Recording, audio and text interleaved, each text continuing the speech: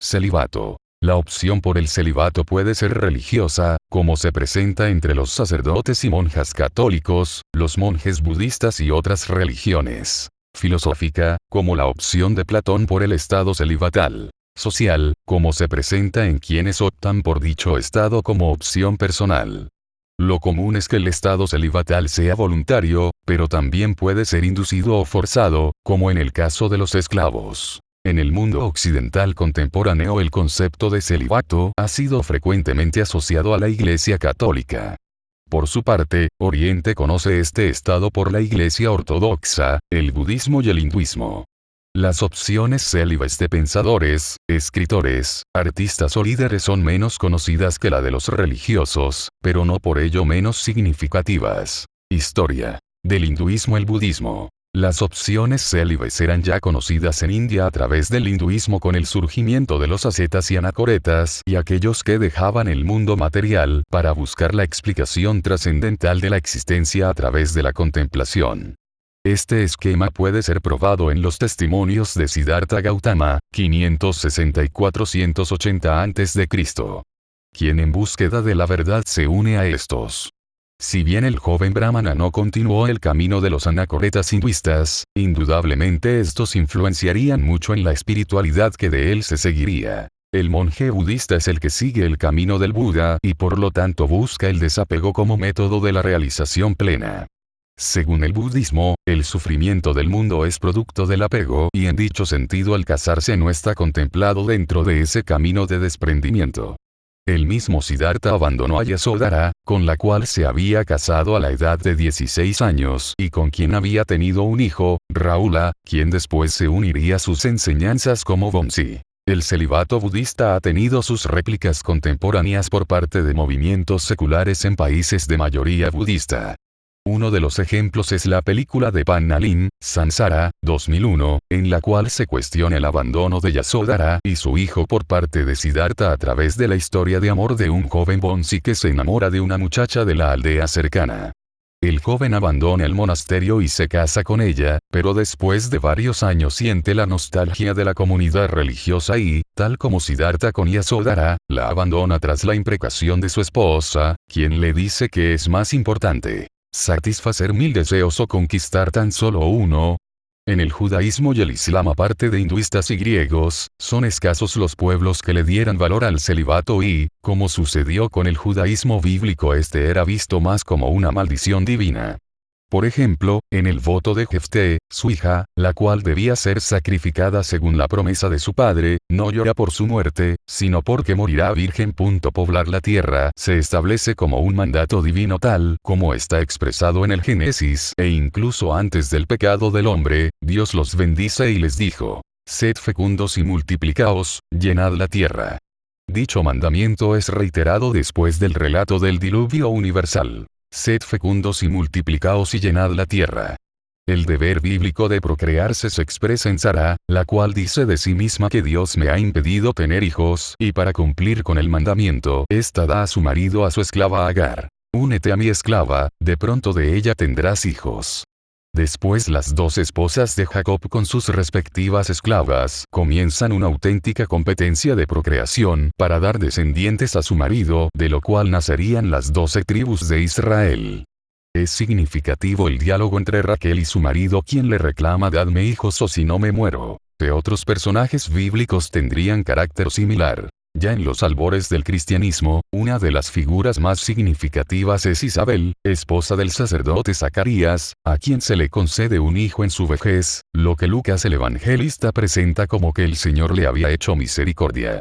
Esta idea judaica pasaría igual al Islam, que es fiel a la reproducción de la vida como una ley divina según los mandamientos antiguos, incluso a través de la poligamia, practicada en la actualidad en muchos países. Cristianismo. San Justino mártir. Ya en el siglo II, San Justino testimonia que numerosos cristianos elegían por motivos religiosos la vida célibe. Por celibato cristiano se entiende no el mero hecho de la soltería, con o sin intención de casarse más tarde, sino la elección por motivos religiosos de ese estado, en combinación con la castidad, como manera permanente de vida. 1314. El celibato cristiano tiene varias dimensiones, entre ellas el celibato eclesiástico y el celibato monacal. En las comunidades cristianas de los primeros siglos de nuestra era no se contempla ni bíblica ni tradicionalmente la soltería como estado obligatorio para la condición del sacerdote.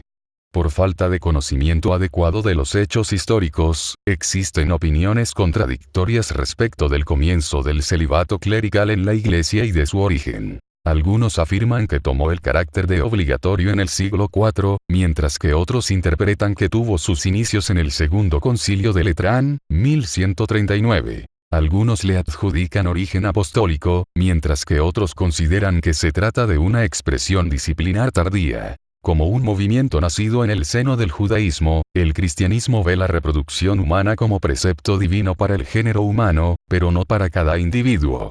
Si para el judaísmo bíblico la no procreación era signo de maldición o castigo, para el cristianismo dicha perspectiva puede ser asumida desde otra posición, cuando la no procreación es por opción religiosa.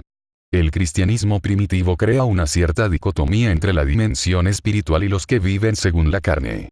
A diferencia del Buda, Cristo no plantea el celibato como medio obligado para alcanzar la meta divina.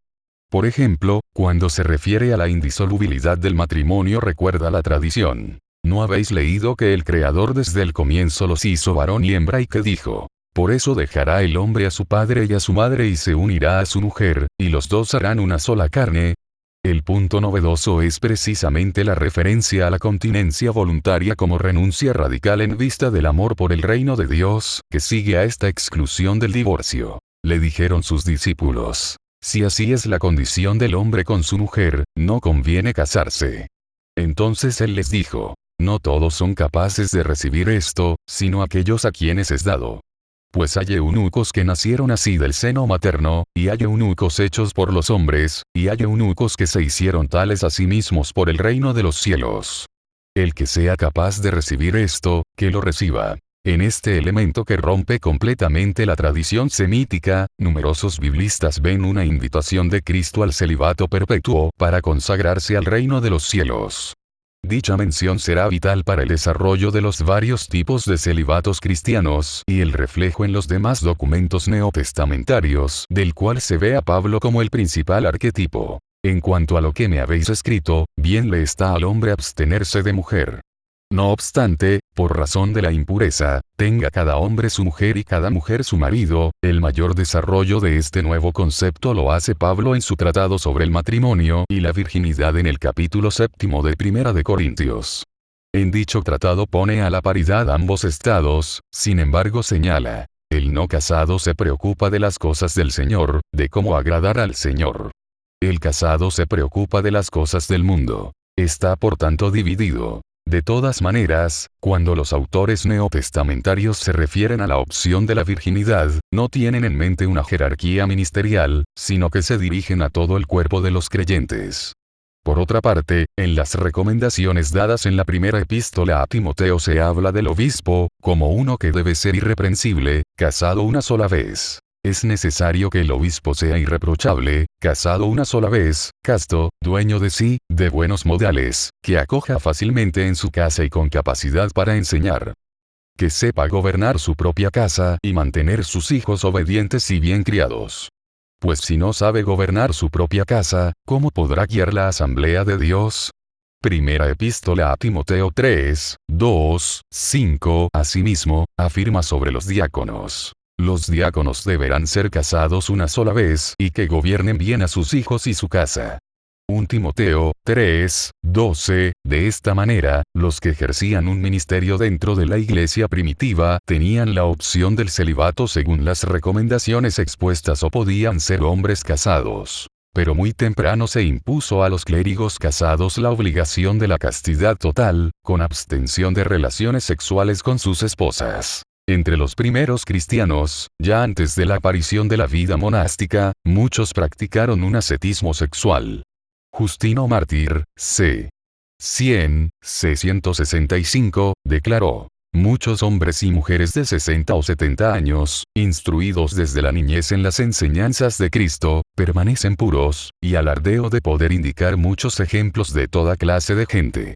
Su coetáneo Aristides de Atenas escribió: encontrarías entre nosotros muchos hombres y mujeres que se envejecen sin casarse en la esperanza de unirse más con Dios.